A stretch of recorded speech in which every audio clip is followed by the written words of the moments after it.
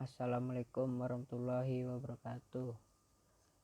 Saya di sini sebagai Gary Ardika, NPM 19753021, Manajemen Informatika 2A.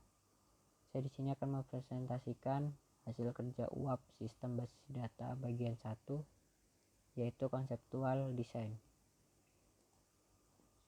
Kasus yang saya ambil yaitu pendapatan status yang dinyatakan sembuh dari positif COVID-19 di Provinsi Lampung Tengah. Masuk langsung ke konseptual desainnya seperti ini. Kita zoom dulu. Di sini ada entitas pasien yang berelasi ke kasus sembuh dari COVID-19 di Lampung, yaitu di entitas pasien terdapat new ID NIK, ada atribut yang mendirektori seperti nama lengkap, tanggal lahir, dan jenis kelamin.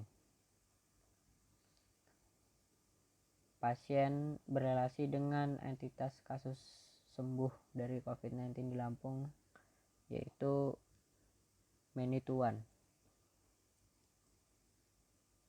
yang artinya banyak pasien menghasilkan satu kasus sembuh dari COVID-19 di Lampung.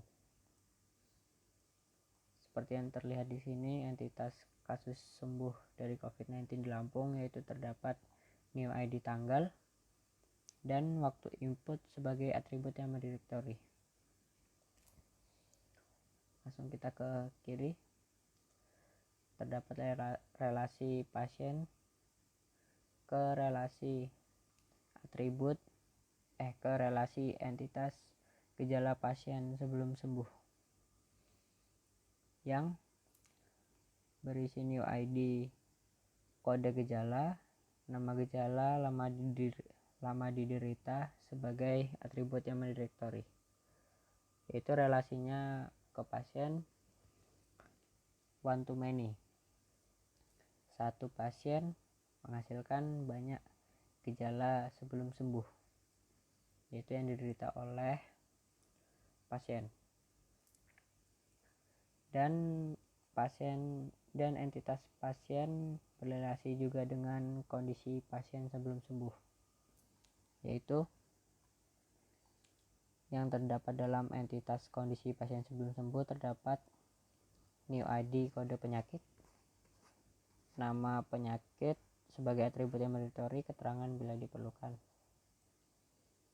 yang diderita oleh pasien-pasien. Di bawahnya terdapat relasi pasien yang berrelasikan yang berhubungan dengan asal. Jadi banyak pasien terdapat menghasilkan satu asal, yaitu atau disebut juga dengan many to one, yang di dalam entitas asal terdapat new ID kode daerah dan nama daerah sebagai atribut yang mendirektori, keterangan jika ingin tambahkan. Dan pasien juga berrelasi dengan entitas keterangan. Jadi entitas pasien ini hubungan dengan entitas keterangan yaitu one to many. Satu pasien akan menghasilkan banyak keterangan, yang dimana dalam entitas keterangan yaitu terdapat new ID, tanggal lahir, tanggal mulai, dan tanggal selesai sebagai atribut yang mendirektori. Yang di dalam entitas keterangan terdapat super type, yaitu ada subtype PDP, ODP, dan sembuh. Yang PDP-nya berrelasikan isolasi rumah sakit dan isolasi mandiri. Di sini nanti akan kita bahas di ARS. Oke, saya rasa cukup. Jadi konseptual design sudah. Kita lanjut masuk ke supertype dan subtype. Supertype dan subtype ini, nah jadi di dalam entitas keterangan terdapat new ID, ID, tanggal mulai dan tanggal selesai sebagai atribut halaman directory. Ini di dalamnya terdapat subtype yang akan lanjut dijelaskan di dalam entitas ini. Nah, jadi supertype ini ada salah satu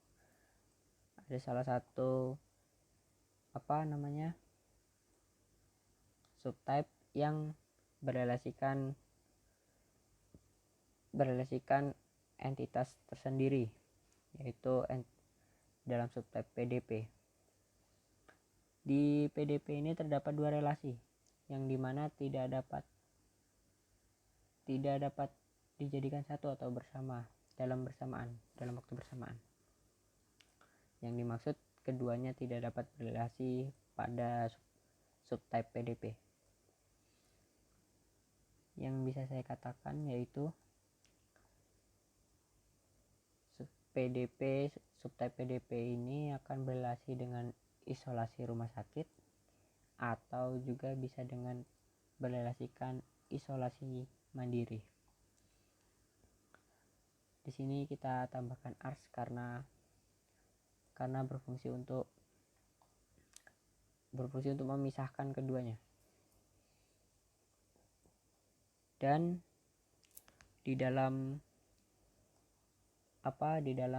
entitas yang terdapat pada PDP, yang berelasikan pada PDP ini ada isolasi rumah sakit, yang di dalamnya ada new ID, kode rumah sakit, alamat rumah sakit, dan kontak rumah sakit sebagai atribut yang directory. Yaitu yang kedua ada isolasi mandiri yang terdapat new ID, kode tempat, alamat tempat, dan kotak tempat sebagai atribut yang directory.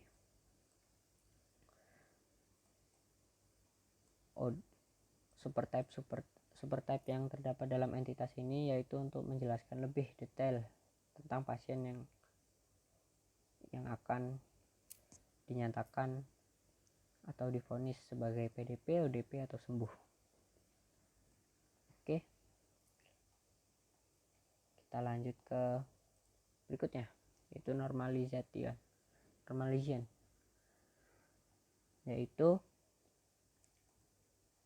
yang pertama ada peraturan di normalization, yaitu mengharuskan tidak adanya atribut yang multi nilai atau multi value, yang dimana nilai dari satu entitas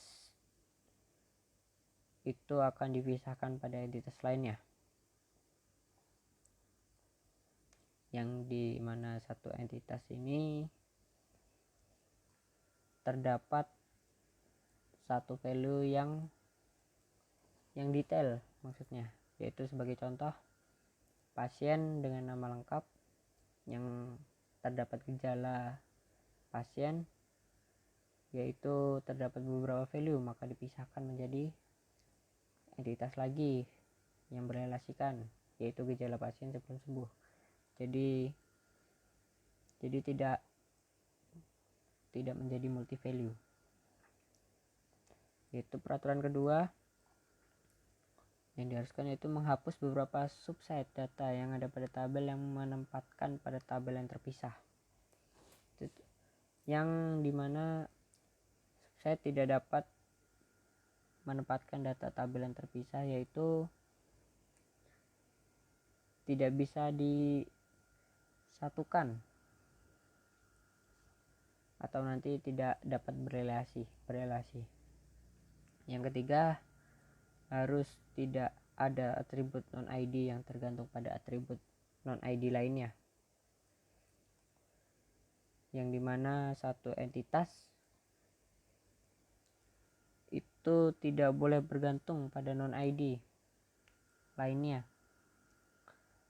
yang entitasnya tidak ada ID-nya. Berikutnya kita masuk ke ARS. Di sini ARS masuk ke entitas keterangan, yaitu terdapat supertype yang terdapat pada subtype ini yang berelasikan dua, yaitu pada supertype, yaitu pada subtype PDP yang terdapat dua relasi ini, kita menggunakan fungsi ARS, yaitu untuk memisahkan agar tidak bersama ketika dua relasi ini digabungkan kepada subtype, yaitu karena bisa jadi isolasi rumah sakit atau isolasi mandiri yang dimana tidak bisa keduanya dalam satu pasien. Maka dari itu kita menggunakan fungsi ARS. Lanjut, modeling change yang time, yaitu dimana pasien nama lengkap, tanggal lahir, dan jenis kelamin ini divonis dari COVID-19, yaitu dinyatakan sembuhnya pada tanggal dan waktu diinput. Pada tanggal kapan menunjukkan pukul atau waktu. Maka dari itu modeling change time ini akan selalu terupdate.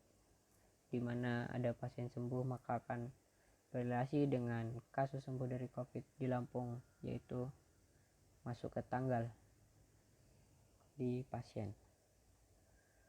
Maka dari itu kita bisa tahu. Sekian dari presentasi dari saya. Apabila kurang jelas mohon maaf. Wassalamualaikum warahmatullahi wabarakatuh.